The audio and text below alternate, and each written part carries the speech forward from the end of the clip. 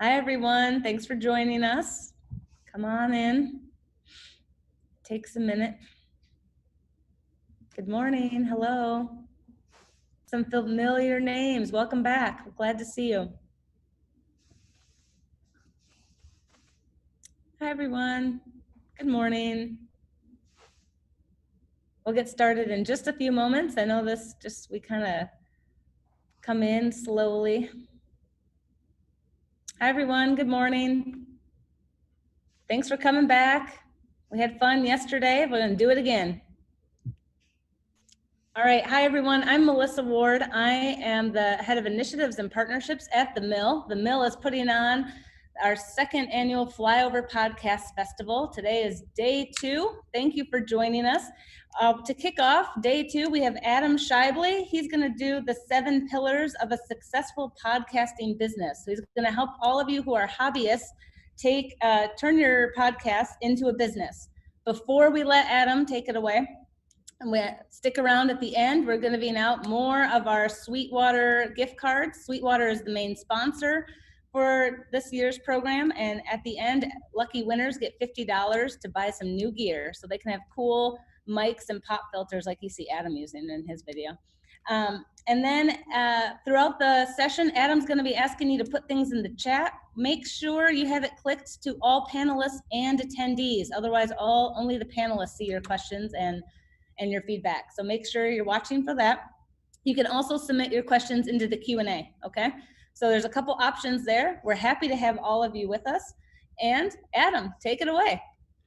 All right. Thank you so much. How's it going, Pod Pals? My name is Adam Schaeuble. I'm the host of Podcasting Business School. That's the show where I teach you how to love your podcast like a hobby, but build it like a business. If you guys were at Flyover last year in real life, I spoke up in the little room upstairs about Instagram for podcasters. So if you were in there, that was me. And I hope that that you enjoyed that one. If you guys were here last year, post that in the chat, post a comment, and let me know that you were here at Flyover last year, or if you're brand new, go ahead and drop that in there. I'd like to know who I'm talking to.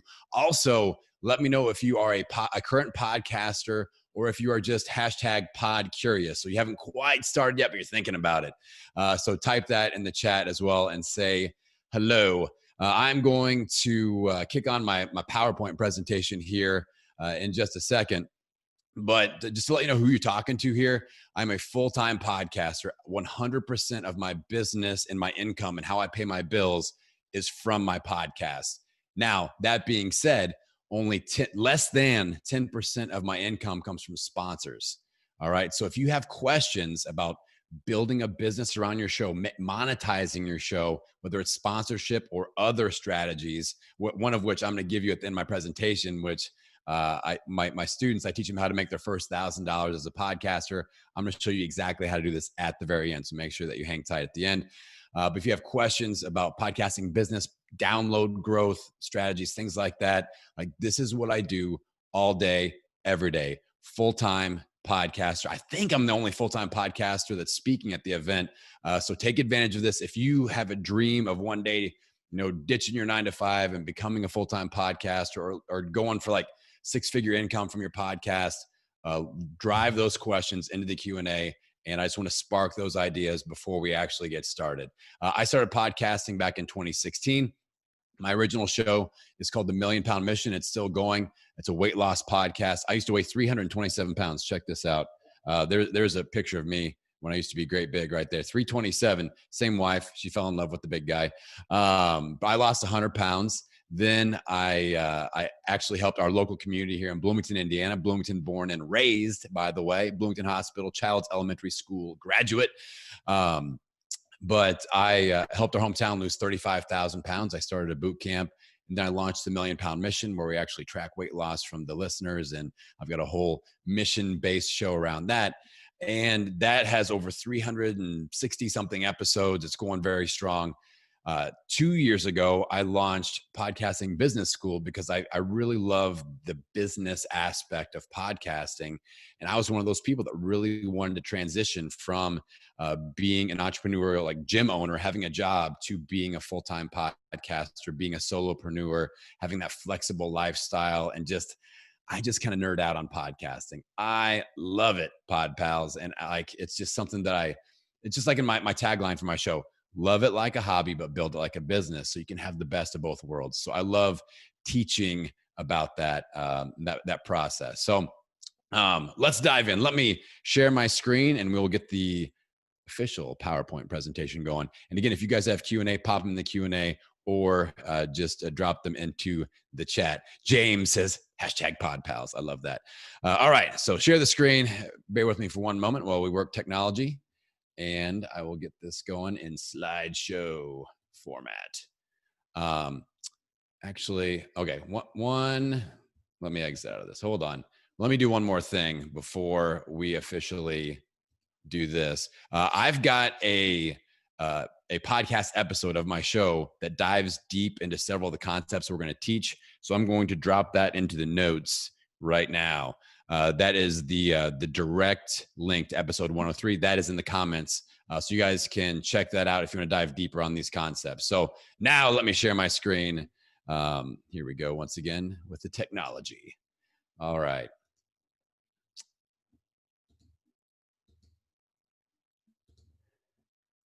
All right, here we go. I did it. Podcasting Business School is my name. We're talking about the 7 pillars of a successful podcasting business. So these are the 7 things. I want you to think about these like a checklist of we're going to fill the holes in your boat. I know a lot of you have launched a show and you may be 15 episodes in or something like that. And you're like, okay, this is fun and everything, but I thought more people would be listening. And I was hoping I might have like some money action happening. And so these pillars will help you fill in the holes in your leaky podcast boat. Hopefully you're not, paddling around in the podcasting struggle boat, but if you are, this will help quite a bit. So we're going to dive right in. And if you have questions on this, type them in the Q&A. We'll definitely cover that at the end here. So the first pillar, and I'm watching my time closely. Pillar number 1, understand who your ideal audience avatar is. A lot of us start a show that we think is cool and we name it something obscure that we think is cool. And then we have to go back and fix it. So I feel like you should be talking and working backwards from who you want to impact and thinking about what are their pain points? What kind of keywords are they searching for when they're looking in Apple Podcasts for podcasts to listen to? So if you have a show topic and a show brand and a show name that's really obscure and it's like they don't know what it's about, then that's starting off on a bad foot. So we have to understand our ideal audience avatar, their pain points. What are they obsessed with? What are the things that we can talk about that they're like, oh my God, I've been freaking out trying to figure this out. And now my podcast hero is delivering on this. So we have to understand them. So for example, for Podcasting Business School, my ideal audience avatar, it's not necessarily somebody who is thinking about launching a podcast. This show isn't about launching podcasts. So I have to be very specific about that in my terminology that I use. It's about people that have already launched and they're struggling to monetize. They're struggling to get more downloads. That is my wheelhouse ideal audience avatar. And that's who digs into my show and loves it. And I deliver content based around that topic and based around those pain points. So pillar number 1, understand exactly and as much information as you can about your ideal audience avatar. Let's go to pillar number 2, consistent weekly content. No brainer, right? But this is really the first delineating factor for me and kind of drawing that line in the sand of, are you a hobbyist or are you going after this? Do you have the business mindset? If somebody releases an episode whenever they feel like it, sorry, this is a hobby for you. This is not even a side hustle. This is a hobby. When you get to consistent weekly content, your audience will show up for you consistently when you start showing up for them consistently. Let me put it that way. All right. So if you're somebody that wants to go full time, wants to create a lucrative side hustle, wants to make a bigger impact, show up consistently. I think once a week, 1 episode a week minimum is just standard. That's my personal opinion from the hundreds of podcasters that I've worked with, networked with that are doing this at a high level. That's the minimum standard. Now, do you need to release an episode every day? No. My health podcast, I'm once a week. Podcasting Business School, twice a week. All right. But it's consistent. I never miss, ever. I'm always ahead by like a month in case I get coronavirus and can't talk. I'm good. All right. So consistent weekly content. Pillar number 3, have a community hub. Now, this is the question I get when I mention community. Here's the conversation I have. A podcast will be like, yo, Adam, I've got a Facebook group. That's a community, right? And I'm like, no, young Jedi podcaster, that is not a community. A Facebook group can be a part of a community, but it's not the community. So many podcasters like, here's my podcast name. I get a Facebook group, name it the same thing. And then when I ever have something to promote, I drop the link. And that's not how it works. The question that I ask my students is, when are you giving your community an opportunity to be a community? Let that drop into your mind piece right there. When are you giving your community an opportunity to be a community? We're not having a conversation where I yell into the mic and you listen in the podcast earbuds. That's one direction. When are you giving your community an opportunity to interact with each other, to ask you questions, to see your face? You can see their face, to interact. That's huge, because they'll come to your show for you. They'll stay for the community. All right. I'll say it again. They'll come to your show for you and the content you're putting out there, but they'll stay for the community. So you have to provide that community connection hub. Ways that I do this, I was talking with the mill team earlier. I do a bi-weekly, what I call the Pod Pals Zoom chat party. So I host it's basically a podcaster networking session. It's free. I invite all my podcast listeners and all my other pod pals. You guys are invited. And we meet up on Zoom and we talk. I run it kind of like a game show or kind of like a late night talk show. So there are segments. I teach a little bit. We do around the horn and do like interview swaps. This past Tuesday, I had one of the participants got booked on 5 different podcasts, just because I give people an opportunity to do that, to network, to talk about their show, who they'd be a great guest for. But I'm allowing my community to interact with each other. And do you think people are going to walk away from my show when I'm creating that sort of a connection hub and that sort of community so we can walk the path together? No. I get people in, they start binging on my show and they start plugging into my community. And it's so much more than a Facebook group. So create that experience where you can pull your people in closer to you and let them interact with each other, whether that's a Facebook group, whether it's an Instagram live situation, Facebook live, Zoom chat party like I do. But give your community an opportunity to be a community. That's the third pillar. Pillar number 4, 2 lines of consistent communication. One, we've already established, your podcast. That's going out at least once a week. I like to have another line of consistent communication, and just posting on social media doesn't count. I'm talking about content delivery. You're educating, you're teaching, you're dropping content knowledge to your audience. So the podcast, that's already happening.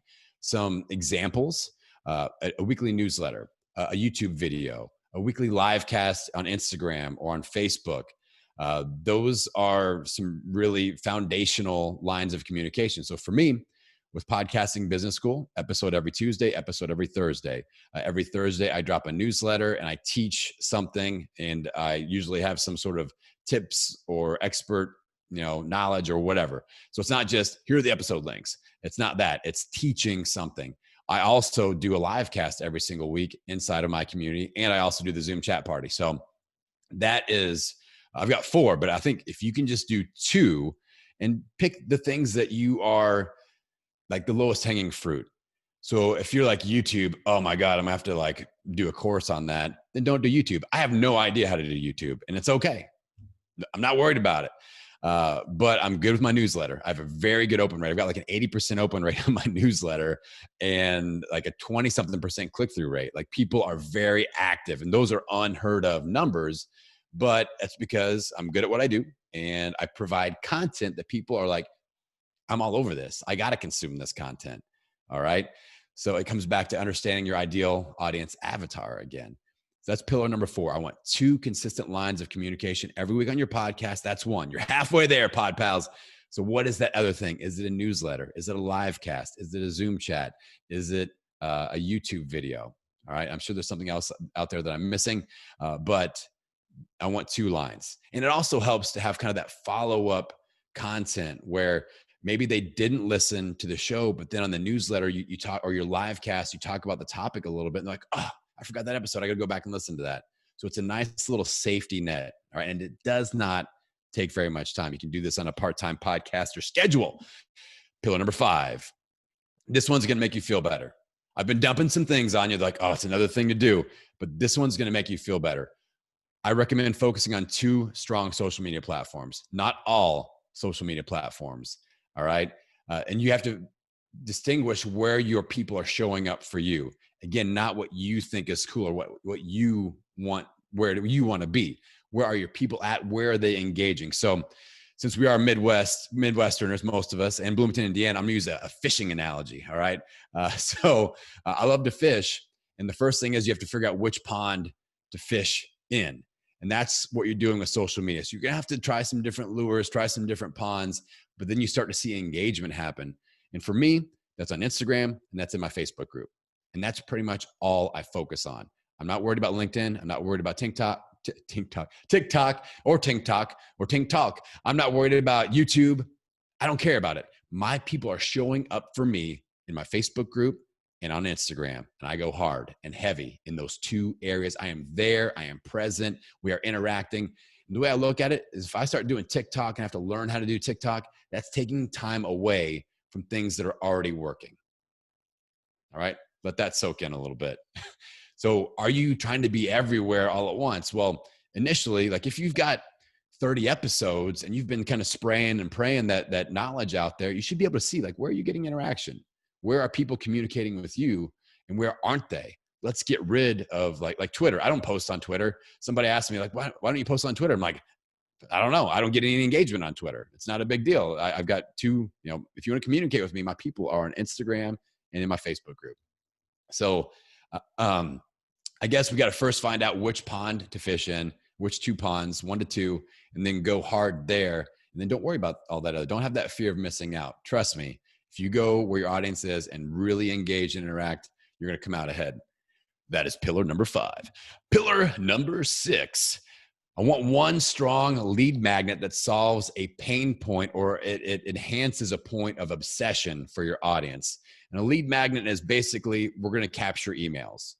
That's why I'm so big on newsletter. And just a bonus tip, if you do the email thing, the newsletter thing, don't only send email communication whenever you have something to promote or sell. I have friends that do this and I unsubscribe from the list. I'm like, you only sell me things. You aren't providing any value. I'm out. So bonus tip. But I like at least one strong lead magnet that solves a major pain point. So when people go to my website, which you can see at the bottom of every single slide that I have, podcastingbusiness.school, you can see my lead magnets. And my one really, really strong one, the pain point that I'm trying to solve for a lot of podcasters is monetization.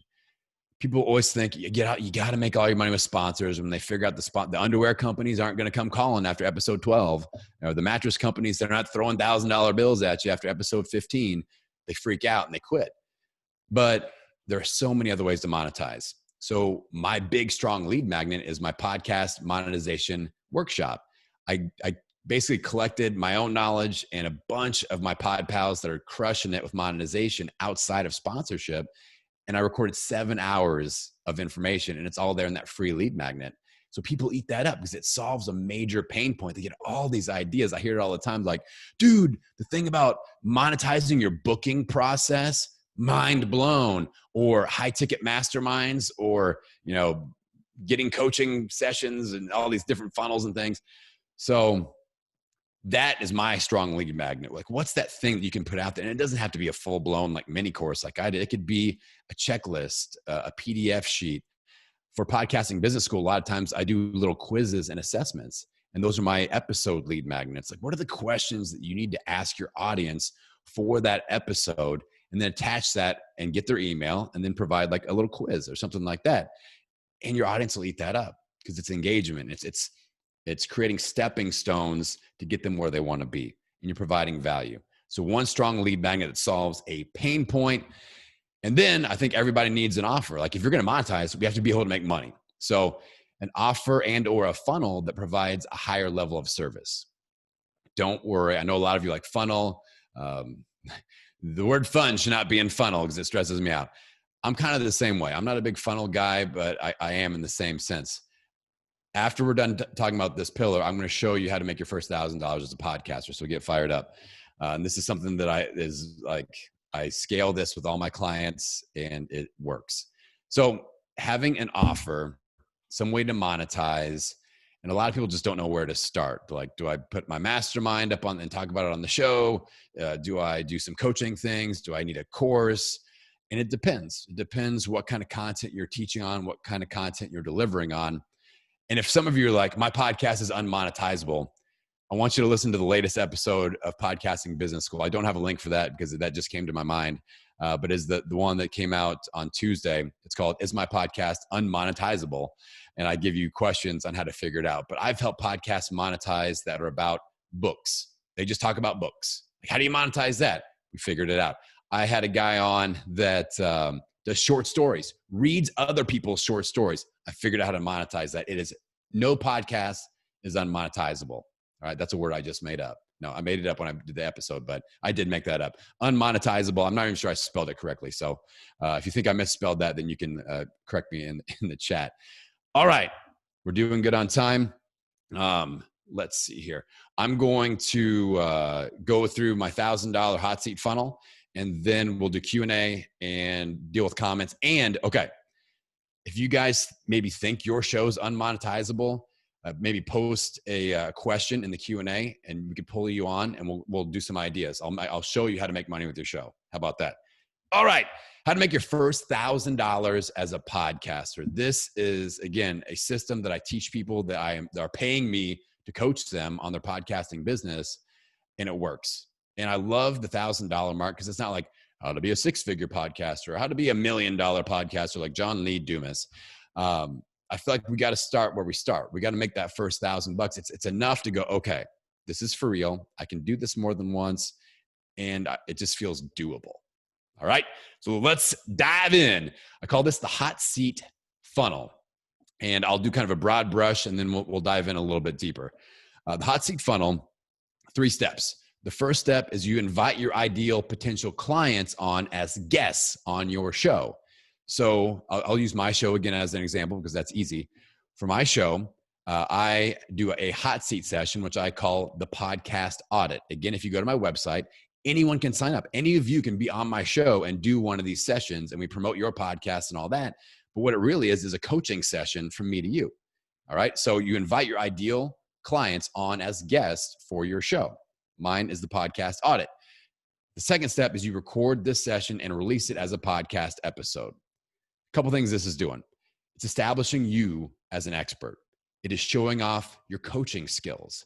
When I do one of these and I release these as episodes, people are like, dang, like that guy knows what he's talking about. He's in the pocket live helping people with problems like I have.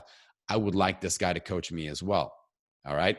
So you'll get listeners that will sign up for your coaching services or your consulting services or your course or whatever you got because of how you're showing off your skills on this type of an episode. All right. Then the third step is the follow-up. You follow up with the person that you did the session with. So you're not just talking to the audience that's listening in. This person is your ideal potential client. And this isn't a hard sell. I do zero hard selling when I do this. And I don't recommend that you do that. You're adding value, and providing opportunity to further the relationship. All right. So when you follow up, so when I do a follow-up with podcast audits, I provide all my notes that I took during the session, all the ideas that I have. So here are all my notes. Here are usually 1 to 3 action steps. Do this, do this, do this. Here's the link, do the thing. And this is all free. Do all this stuff. Here's what I suggest. Then if you'd like to continue our relationship, if you've had some nice value out of this, here's the next step. And I provide a intro offer for myself and for my clients that are doing this. The sweet spot is something that normally costs a little bit over $200, and you discount it to just below $200. So for me, I've got a starter podcast business coaching 2-pack, 2 sessions where we map out like what I call your podcasting business dashboard, all this stuff. And it's normally $247. I give people that do this $50 off. And so it's $197. So you could have a similar format. Just copy what I'm doing is basically what I'm saying here. So you give them an amazing deal, amazing offer to further your relationship as a coach and a client. Because you've already provided value. It's going to make sense more times than not. You complete 5 of these offers, that's your first $1,000. Now, are you going to sell every single person? No. Are you going to close 30%? Good chance. you're talking to your ideal people. If you deliver on the episode, you deliver on the follow-up, you're going to close 30% of these people to your less than $200 offer. All right. We talk to, 15 people, 5 of them sign up. That's your first $1,000 as a podcaster. Now we can scale this. We can start charging more eventually. You can just do more of these sessions. And I know some of you are thinking, man, 15 interviews, that's a lot of interviews. I only do 1 episode a week. That's 15 weeks. I put all these in. I release 1 podcast audit episode per month, and I put 3 in each one. So I've got plenty out there, and people understand like your show will come up when it comes up, and that's not a big deal. The real value is the coaching session that you're providing. So that is where the focus point is. So again, step 1, you know and understand who your ideal client avatar is. You invite them onto your show. You record the session, put it out as an episode that promotes your skills, that promotes your coaching services. Now, in that episode, I wouldn't necessarily, you could be like, and if you want to do, pay for coaching, then here's the link. What I do and what I would suggest doing is, so you've seen Jane just do a podcast audit session. If you want to come on the show and do a podcast audit session, go to www.podcastingbusiness.school and sign up for your session today. So I'm not even advertising my coaching. People go on the website, they can see my links and all that stuff. Like that's there. So I'm just keep on churning these podcast audits.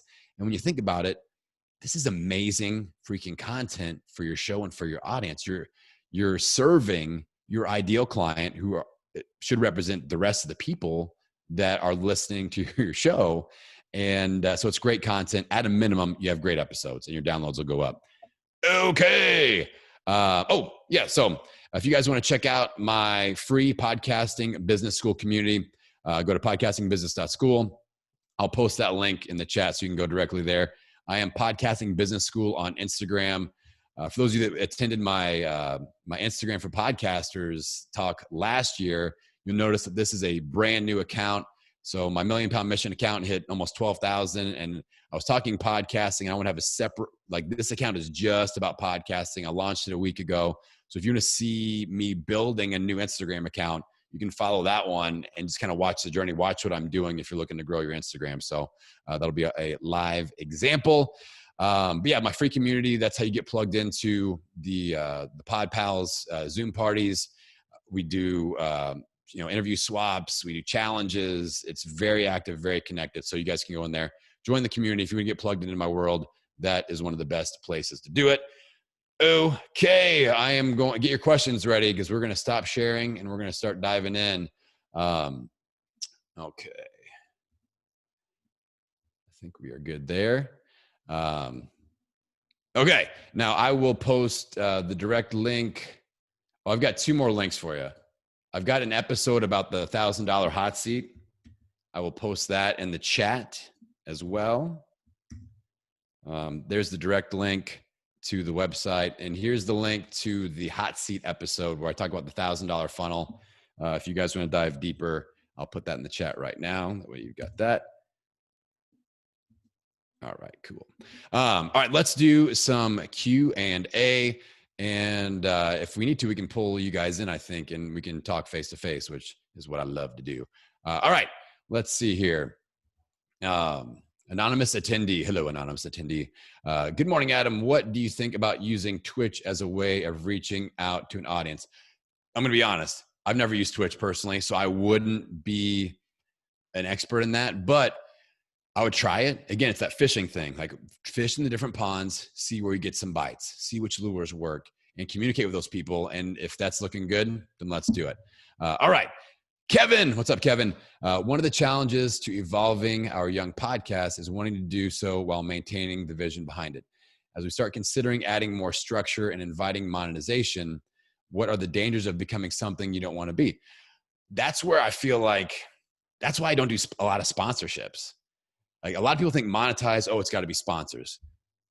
I'm creating my own coaching programs. I'm creating my own courses. I do workshops. I do events. I do, all that stuff.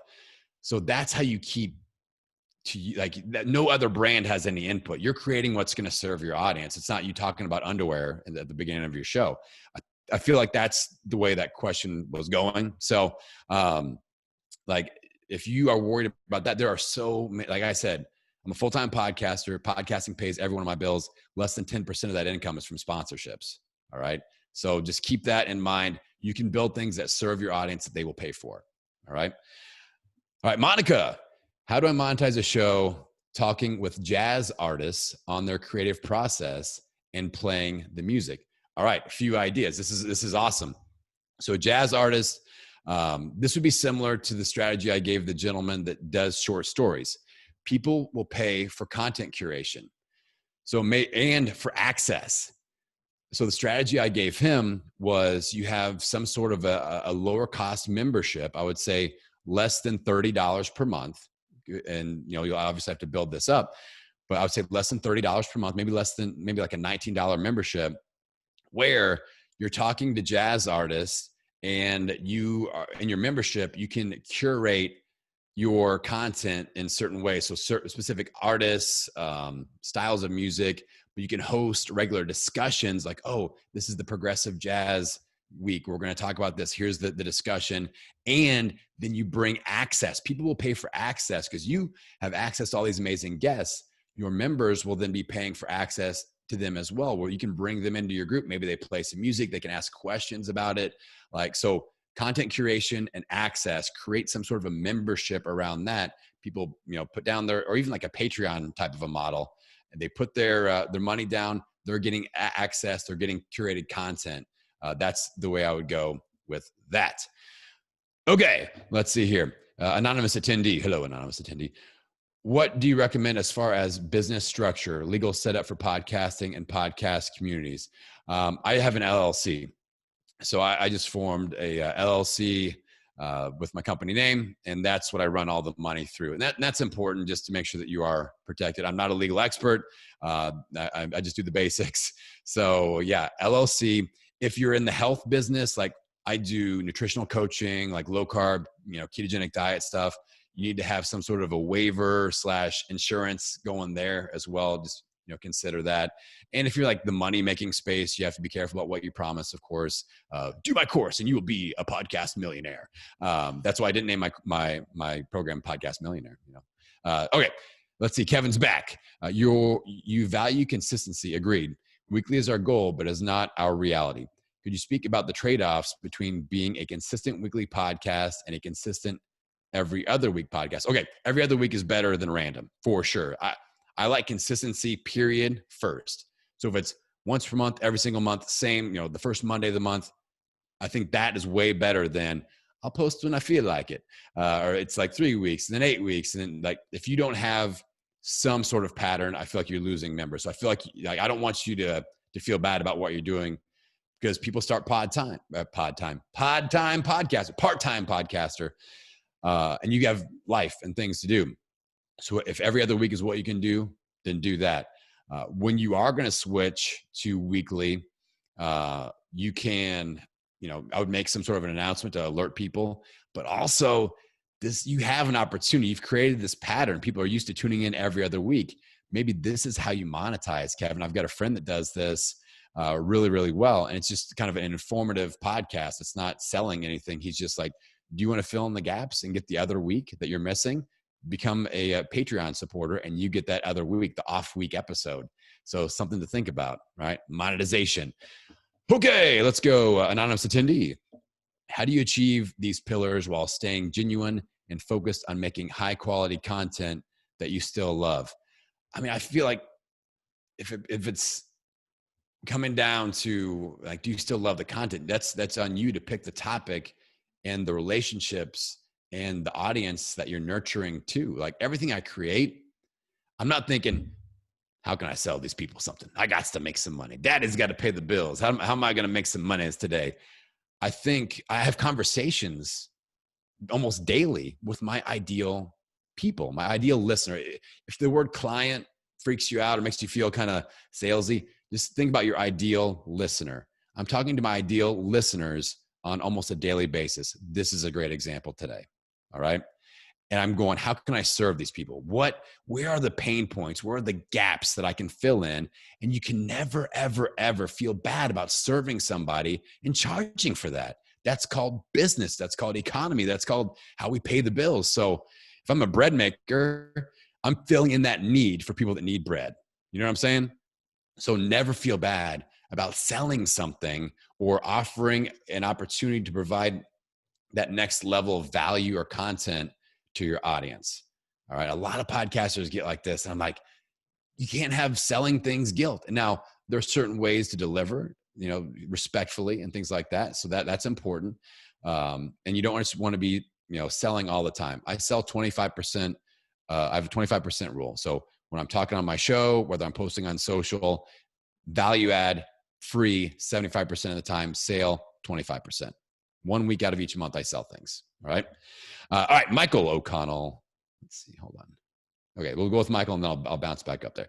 All right. Tips for doing a podcast with focus on helping kids. And thus the paying customer would likely be their parents. Yes. So when you're doing things, it would depend on the exact, how you're helping kids. But yeah, the target customer client is the parents. And ideally you want them listening in. So if it's a podcast, it's like stories that kids listen to, you got to have something in there for the parents as well. And so maybe your monthly Zoom party is for the parents to share ideas on how to help the kids. And maybe you don't do that for free. Or maybe there's a leveled up version or a more frequent version that people are paying for to be in that membership where the parents, like a parent mastermind, where you're sharing ideas to help kids. Like I've got a friend that is a physical fitness trainer for kids with autism.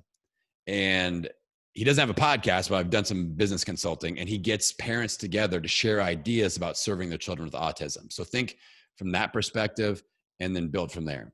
All right. Awesome. Okay. Let's see here. More questions. And Mill team, if I'm missing things or if I'm doing the questions wrong, let me know. Anonymous attendee. This anonymous attendee, man, they're asking lots of questions. When you're starting from absolute scratch, like you have just one episode, what's the best way to launch? Okay. And again, like I don't help a whole lot of people launch, but when people say like just launch week, what do I do? I recommend launching with 5 episodes in Apple, ready to go. And you got to make sure those are live in Apple. Give them a little flavor of what your show is going to be about. So if you're going to do interviews and solo episodes, make sure that you have a nice little sampler dish of what you're going to provide with your show. Make sure you do an intro episode. I call it episode 0, less than 5 minutes. That's your story. That's the preview of who you are, why you're talking about what you're talking about, and what the show is going to be about. Then make sure that if you do have guests, that they are people that you 100% know. They will go buck wild on social media and share it out. Like, don't go for fancy pants people that are like, well, I may share it out. That's like, when I was back at Bloomington High School South and the girls were like, yeah, I might show up to the movie. That's no. That's back when I was looking, like this, and no one showed up to the movie. So make sure that your guests are going to share it out. They're going to show up to the movies for the date with you.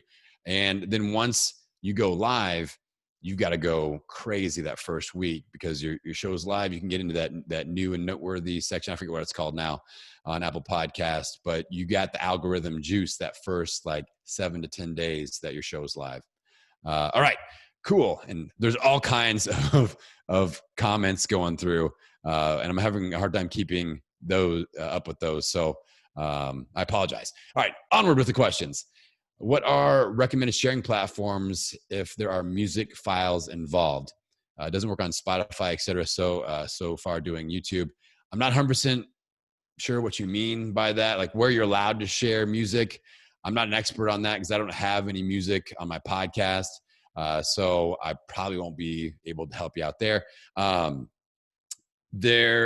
Let's see.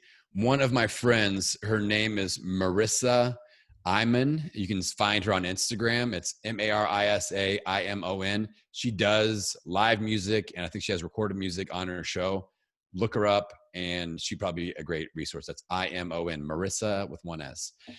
All right, Michael. So stuff targets kids 3/4 of the time, and 1/4 targets parents to help them help their kids. Yeah, I think that's great.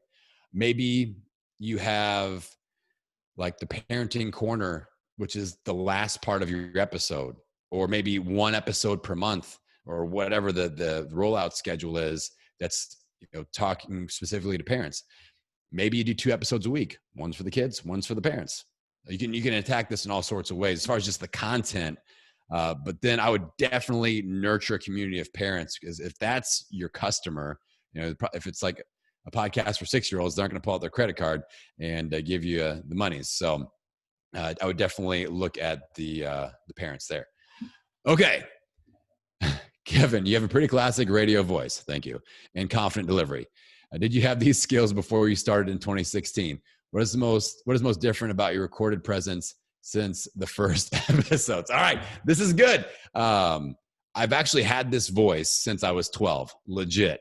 We're all big people. I'm 6'3". My dad's 6'7". My dad was so for the local Bloomington people, my dad was a pharmacist at the medicine shop by Seminary Square, Big Mike, and in Kroger, Seminary Square. When I'm in 6th grade, people are calling our house for prescriptions, and I'm talking to them, and they think I'm my dad, and they think that it's my dad playing a joke on them when I'm going, no, I'm only 12. I can't help you with your Viagra prescription. And they're like, oh, shut up. And they're trying to get me to fill the prescription. So inside joke there. But no, I've had this voice forever. I have fine-tuned my delivery over the last 4 years. My first episode sucked, man. Like they were not good. And I would try sound effects, and the volume levels all weird. Somebody that texted me like, I almost wrecked my car because I thought it sounded like dumbbells hitting the floor, but in a car, it sounded like a shotgun going off at full blast. And I had a guy almost wreck his car because of the sound effects I tried to put in with my initial episodes of Million Pound Mission. So it wasn't pretty. Now your delivery comes with time. You got to speak. You got to podcast. If you're somebody that wants to speak on stages or virtual stages, like you got to get your reps in. And even the virtual stage, I speak on a lot like this, and you'll notice I deliver a little bit different. I use the chat. I'm dropping links. I do this a lot. I'm moving around. I use my Zoom stage, right? If I ask people to, like, for example, if I'm doing like something on visualization, I'll be, all right, close your eyes. Boom, cover the camera. And then I pop back in, right? So little things like that to make you stand out. What do you guys notice about my name on the Zoom chat? It's Adam Podcasting Business School. So if you're in a Zoom chat and you want to kind of advertise your podcast, list your podcast, all you do is go to the 3 little dots in the top right corner of your own personal Zoom box. You can change your name to whatever you wanted to say. So little things like that you'll pick up on as you get more experience, and you'll be able to stand out and perfect your craft. Let's see. I see Devta Kid. Well done. I saw you just pop it in there. Everybody should just practice that right now so you know how to do it. Now, every time you get into a Zoom, you have to do that. It starts over. All right. So that's something to remember as well. But so you guys are full in a room full of podcasters that listen to podcasts. Why not put Andy from da-da-da-da and Annalisa from da-da-da-da? Because people might see that and go, I want to listen to that podcast. Let me check it out. So that's another little insider tip. All right.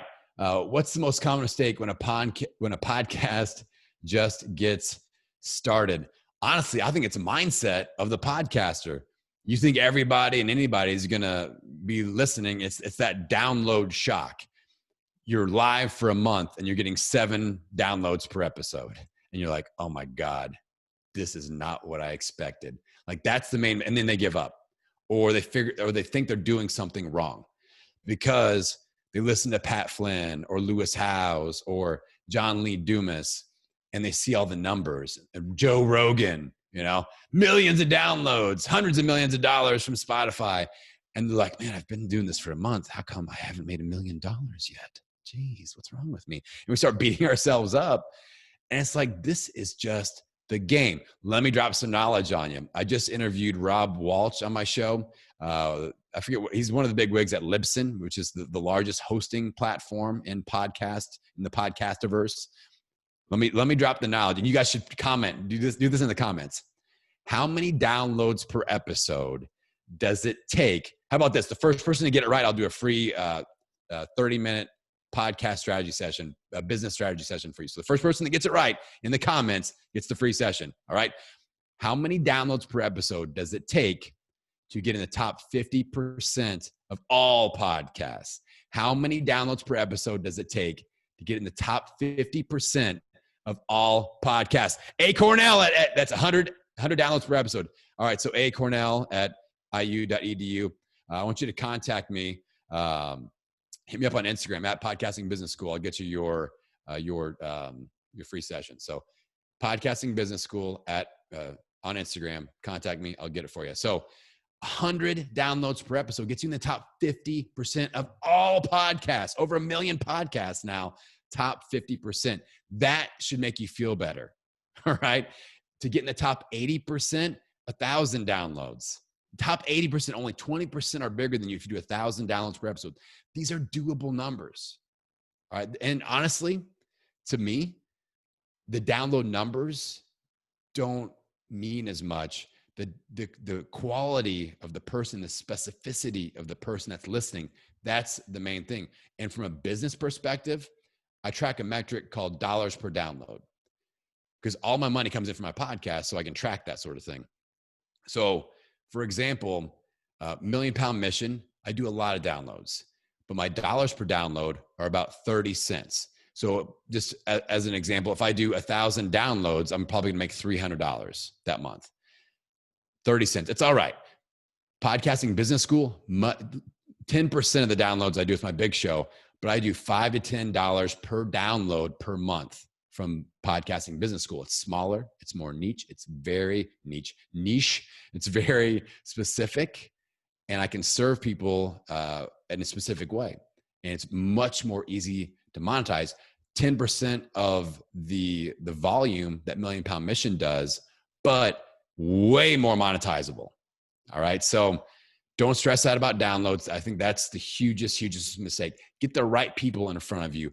If you have 20 downloads per episode, that's like basically speaking to 20 people in a room every single time you release an episode. And I don't think any of us would turn that down if they're our ideal listener avatar. All right. We have 3 minutes left. Let's see here. Tips on losing weight. Yeah. Subscribe to my Million Pound Mission podcast. And I give all kinds of tips on losing weight. I think we're good. Let's see here. Got all the questions answered. We got the winner there. Let's see here. Let's see. Wes says, I'm using Libsyn for the 5 of the 7 podcasts I help produce. And it's very easy to use once you do the original setup. Yeah. Libsyn's awesome. Libsyn is amazing. All right, cool. Mill team, did we do all right? Are we good? Thank you, Adam. That was a lot of fun. We really appreciate it. And I thank you to all the participants for a ton of questions and really great engagement in the chat. Amy Cornell, you were the winner of his session, so that is great. We'll make sure we help connect you. I forgot one thing. Yeah. The idea. So me and the ladies from the mill here, which sounds like a rap group, we got together. So for those of you that are local, or at least like Midwestern, Indianapolis, Bloomington area, I want to do a Pod Pals like meetup Zoom just for Bloomington people, or just for like Midwestern, people that are in this community here. So drop it in the chat or contact them directly if you think like a monthly Zoom/live hybrid meetup, just to talk about podcast networking strategy, things like that. Free, of course. Let them know, or type it in the comments and let us know that that's a good idea. That's great. When we send out a recording, we'll make sure to ask people and get some gauge interest on that. But we really appreciate you, Adam. You are really helping build the local podcast community, and we really appreciate that. We have to quickly announce our Sweetwater giveaway winner, Sarah Slover. You win $50 to Sweetwater, and you can go buy a bunch of gear for your home studio. So thank you, everyone, for attending. We have 2 more sessions today, and we're going to make you work on those. Those are 2 workshops at noon. You get to talk to Dr. Galen Clavio and Logan Miller. They are experts in podcasting, and they are helping those who sent in their audio clips in the VIP podcast workshop. So you're going to get some personalized feedback. At 2 o'clock, we have Jeremy Shear, the founder and producer at Tribal Knowledge Podcasting. He's going to be talking to us all about how open workshop about podcasting as a business communication tool. excuse me. So you'll leave with a detailed plan on how to get started. But Adam, thanks again. We had a lot of fun, and we'll see everyone back around noon and then again at 2. See you, Pod Thank you Pals. so much. Bye.